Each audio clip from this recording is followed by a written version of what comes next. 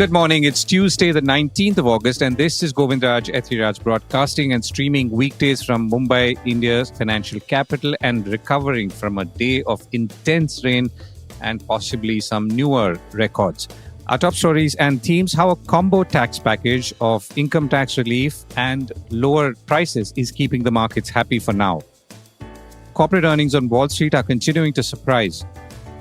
US trade advisor Peter Navarro wants India to stop acting as a clearinghouse for Russian oil. Can it?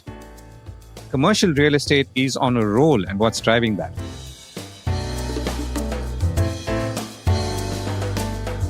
This is a core report with Govindraj Ethiraj. The markets are happy for now. So the question is, what is the package amounting to? So the markets have already factored in an income tax relief announced in the Union Budget 2025 that's earlier this year, which exempts incomes up to 12 lakh rupees a year or about a lakh of rupees a month from paying tax. Now, that's obviously put money into the hands of many income tax payers. Now, this was widely expected to add to incomes and boost consumption. Now, whether that's happened in the way it was desired is not clear, but the latest move on the spending side, which we've been discussing, should definitely help. Because after all, only about 23 million Indians actually pay income tax, though many more file income tax returns. Now, with goods and services tax set to be reduced, prices of a host of products that you and I buy every day and otherwise should drop, even as rates get rationalized to key categories of 5% and 18%, as opposed to four categories, including 12% and 28%.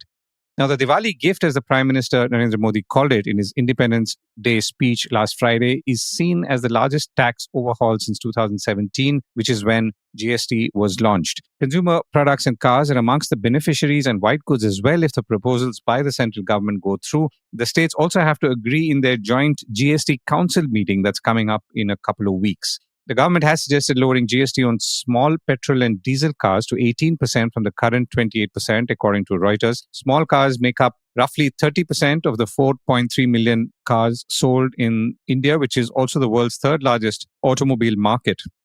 Consumption tax on health and life insurance premiums may also come down to 5% or even nothing from 18%, according to sources quoted by Reuters. Now, the combination of an increase in income for some and a decrease in prices for many does augur well overall for the consumption economy. Those thin goods would continue to attract a 40% rate, which would include tobacco and aerated beverages, apart from, of course, cars. Now, in the markets, shares of Maruti Suzuki were up 9% on Monday, which led, among other things, to the Nifty rising about 1.3%, its best day in 3 months. So just to come back to small cars, which have been slowing down considerably because of income pressures, are usually defined as those having engine capacity below 1200cc for petrol and 1500cc for diesel and not longer than 4 meters.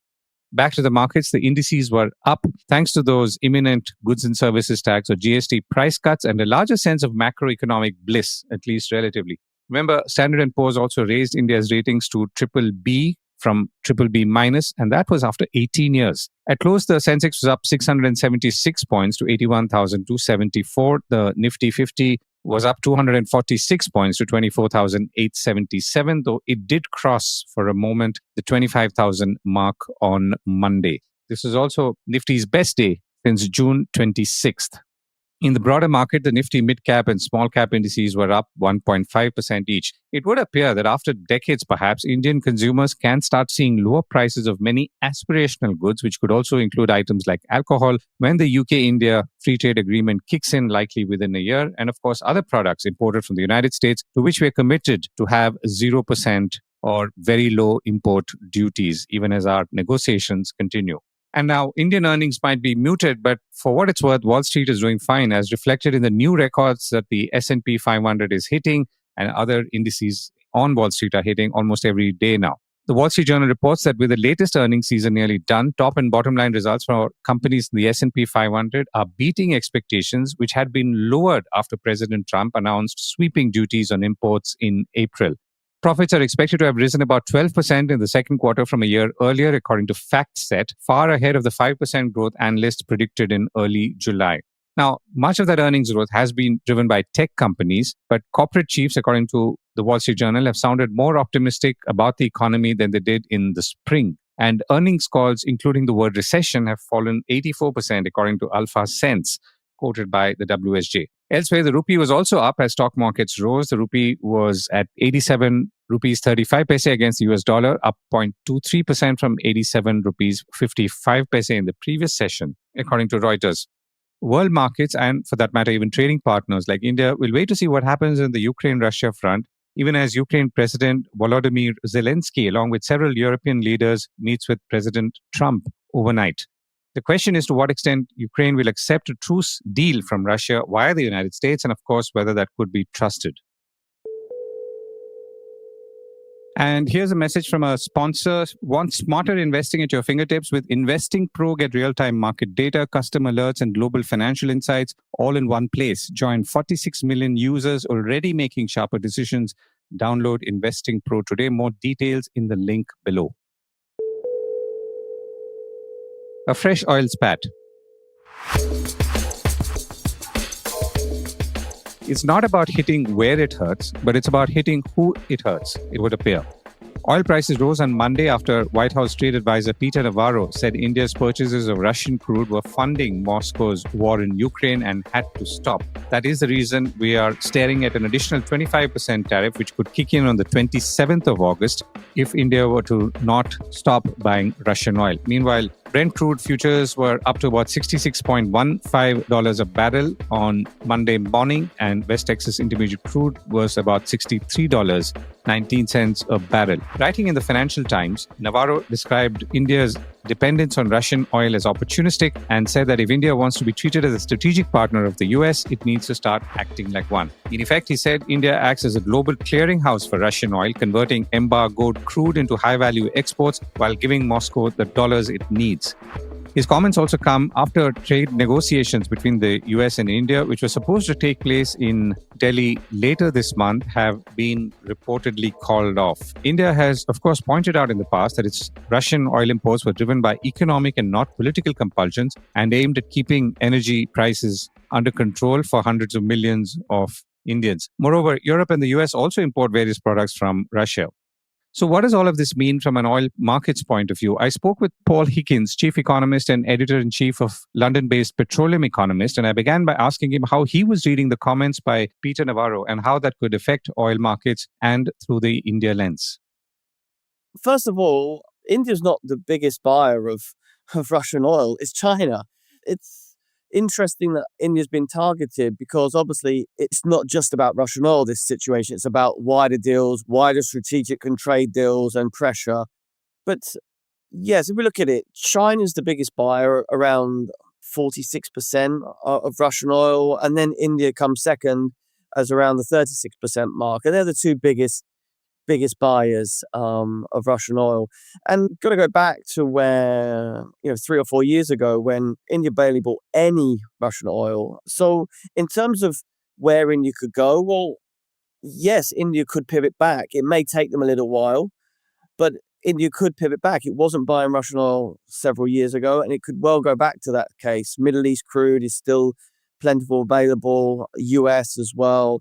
Crude quality does matter to India refiners, but at the same time, it could pivot back. It may take a little bit of while. It'd be the ramifications, if there was some follow through on this pressure, would be huge, not just for India, but for global oil markets, because you'd then have to raise questions around who would be buying the loss of India oil. What's that mean? Obviously, it means Indian refiners be buying at a higher price.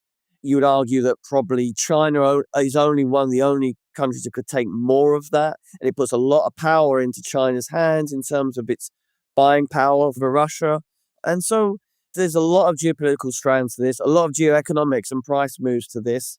I think we've still got a long way to go before, given the comments today in the op-ed, I think there's still a long way to go between those threats and what we see as talk and what actually happens in practice as well. Not to diminish or dismiss the threats that are coming. They are definitely credible.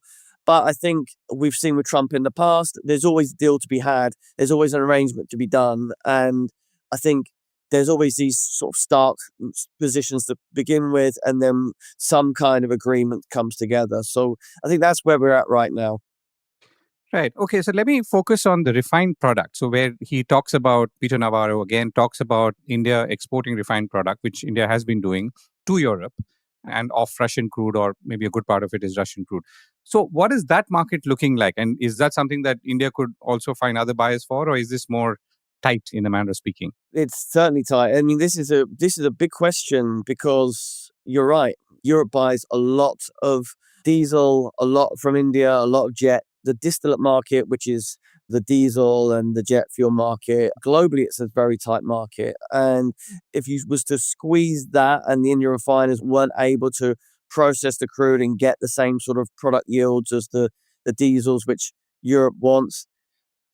Secondly, where Europe would go, what sort of, this has huge ramifications in terms of freight, in terms of product costs of products going through the roof. We all know, again, going to the backdrop of this, we all know that Trump does not want high oil prices. That's one of his clear mandates. So it will be interesting to see how he navigates that route in terms of putting the pressure on and what would really happen.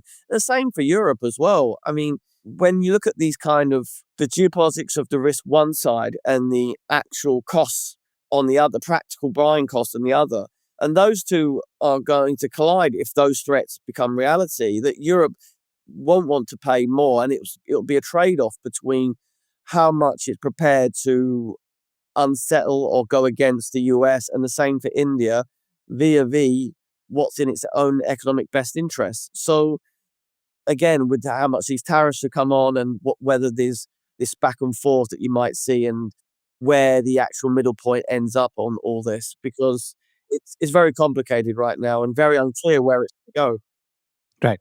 And what's your outlook like given all of this? I know there are a bunch of geopolitical factors that are hanging, that are changing every 24 hours. But if you were to keep that aside for a moment, to the extent that we can, what are the other demand supply trends that you're seeing right now? Yeah, so I think it's really interesting because it is on one level, the economies of the big ones like China and the US and obviously India, but probably more so talk about China and US as being more uncertain about their outlooks. They're holding up reasonably well. Now, there is some signs that China's continues to be in this sort of slowly weakening trajectory. And what I would say is you see the diversity and the polarity in opinions from two of the big energy agencies, the IEA, which just has oil demand at 0.7 million barrels a day, and OPEC, which has 1.2, 1.3 million barrels a day. And that big gap shows that uncertainty in the market. I think from Petroleum Economist perspective, we see probably around 1 million barrels a day. So it's somewhere in the middle. I think there is still enough of demand holding up, which provides some support to the market going into the second half of the year. I see prices probably weakening further, all else being equal, but oil prices probably weakening towards the $60 and maybe a little bit below the $60 a barrel mark.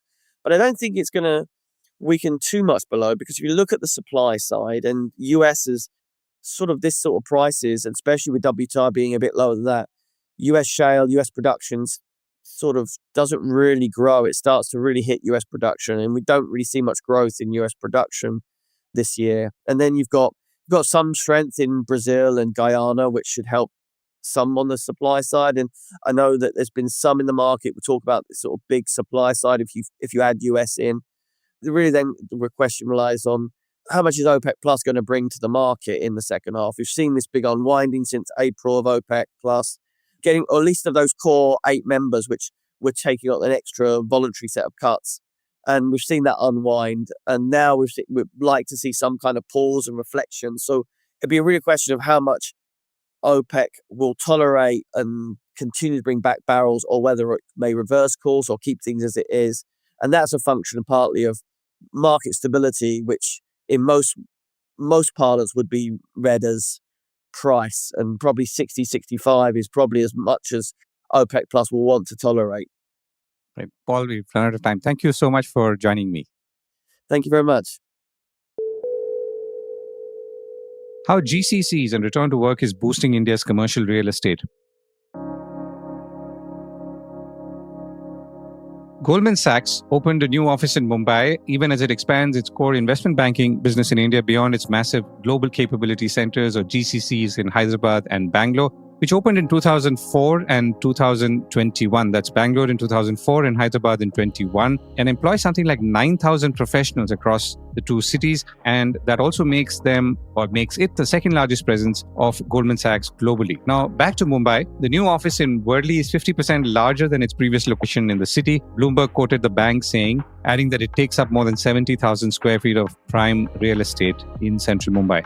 Last week, Apple signed a lease for about 270,000 square feet in Sankey Road in Bangalore, and the 10-year lease has a total rental outlay of about 1,000 crore rupees according to business standards. So, office space and commercial real estate continue to grow in India, which includes old properties as well as spanking new ones.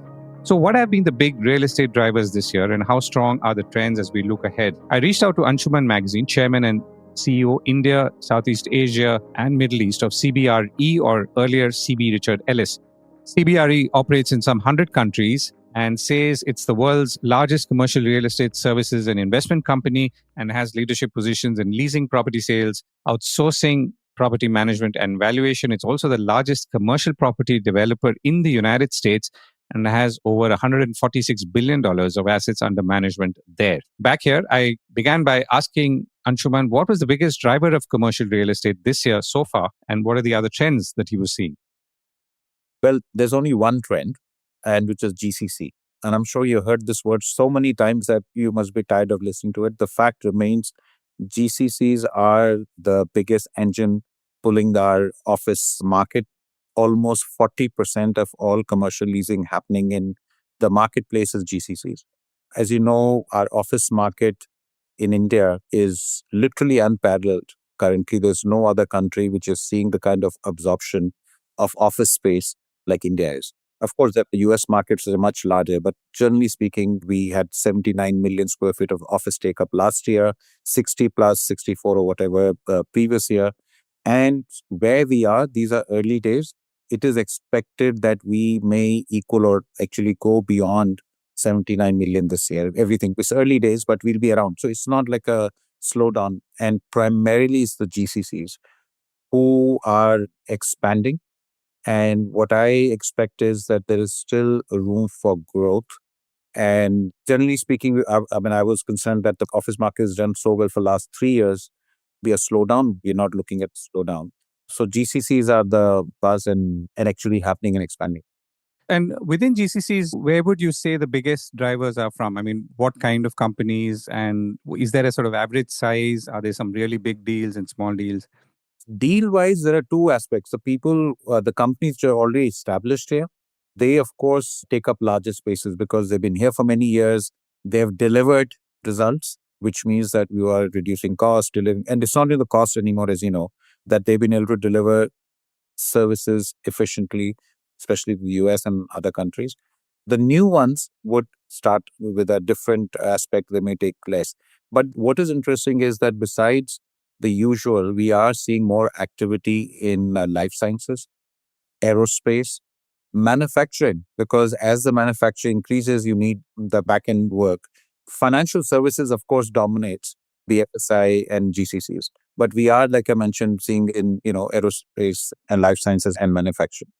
Right. And if you were to look at traditional or IT companies, what is the commercial real estate market reflecting in terms of, let's say, growth between GCCs and IT services companies? So like I mentioned earlier, almost 40% of the contribution to the space take-up is from GCCs. ITS companies are still there. There are BPOs. But as you know, India is moving up the value chain. And also, AI is going to reduce all the repetitive jobs. And that's why recently there was news that some of the companies are cutting down on their staff because AI has disrupted that kind of work. And other areas, R&D, for example. So all of those are taking up, and India is overall going up the value chain. Within GCCs, of course, GCCs just means that it is captive operations for a large company. But what they're doing within that is what I was talking about, that is going up the value chain and going into new areas, but also the quality of work being done is just going up the value chain because India, and that is why as we go up the value chain, it becomes less of cost arbitrage, but more of skills. And in many cases, there are in other countries, you don't have as many PhDs, you don't have as many computer scientists or whatever else R&D research you need. And I think one of the, of course, challenges would be if our country can churn out those skilled manpower at the pace of the demand. But that's a different discussion. Right. So if I can ask you an outlook question. So at one level, for example, we saw TCS downsizing. I mean, the number in absolute terms is small. It's 2% of their overall employee base of 600,000 plus. So it's not much, but it is a reversal in trend. On the other hand, you're saying that the need really or increasingly will be for more skilled, more qualified people. So the numbers may not obviously increase the way they've increased or maybe even come down, though the value might increase. But what does that mean or potentially mean for real estate then? Frankly, I think real estate may not be impacted as much. It does mean, of course, that people need to upscale. And I think that will happen. Upscale, sorry. And when they are upskilling, because they need to work. So that part, I'm sure we will, as a country, keep up the space. There are two areas where there was a potential threat to office space take up. The bigger one than AI, as of now, is employees returning to work. So in the Western, more mature economies, that is their bigger challenge to get people back to work, because there's been few years, right, in COVID, that the lifestyles changed for people and the whole entire way of working was hybrid, or people working from home or remotely or whatever terms they use, in different locations, etc. And it has been in many markets in the West a challenge to get those people back to work, which means then you need less space. And then you add AI to it. So as a combination, it is happening. But so far in India, first of all, we've seen mostly employees coming back to work. Of course, there are some tech firms where they are working as such because it's a cost efficient for them to have people working remotely. And also for a lot of people, they can get talent if they offer that.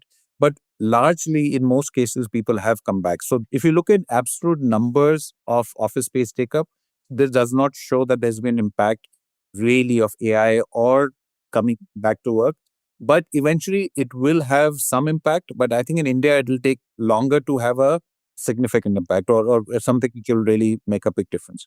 So one quick theme, if I can pick up, that's data centers. We've seen a lot of action in that space in the last couple of years, and I know it's accelerating. Could you give us an overview of how you're seeing it right now? Yeah, so data center is certainly the flavor of the season now, and everybody's talking about it. But more than talking, there are data centers being constructed on the ground in India. The challenge is that data centers, A, are very capital intensive. B, they need a lot of power, and C, also water, right? And land is always the underlying challenge at anywhere to do anything, right? So all of this, what it means is because of being capital intensive and what else I've mentioned, the number of data centers scaling up obviously will not be at the pace of logistics or warehousing, which, within 9 months you can pick up a box. It doesn't require so much technology or capital. So the pace will be slower. However, we still expect the capacity to double in next few years. And the good part is that there is quite a bit of new data centers coming up. The government policies are there.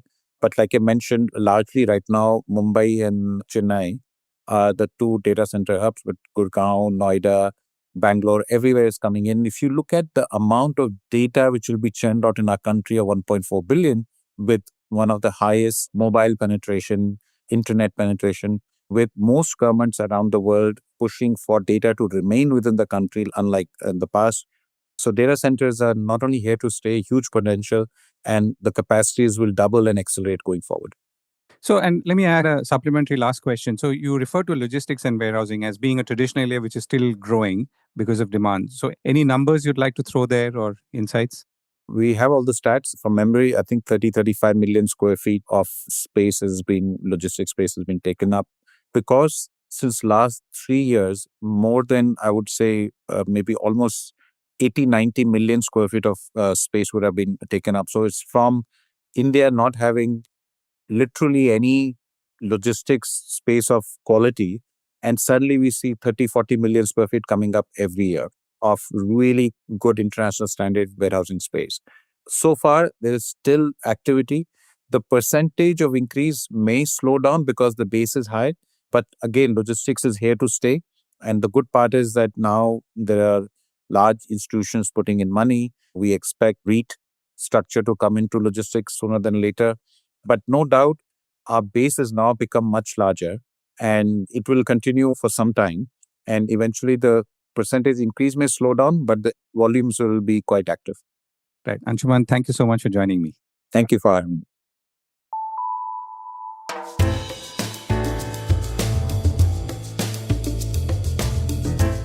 That was the Core Report with me, Govindraj Ethiraj. Do stay connected with more of our coverage at the Core. You can check out our website or sign up to our newsletter for our exclusive stories, one in-depth feature a day on www.thecore.in. Do also track us on LinkedIn, where we usually post synopses or extracts of our top stories and interviews. We would love your feedback on how we can make business more interesting and relevant, including, of course, India's vibrant manufacturing sector. So write to us at feedback@thecore.in. And thank you once again for listening.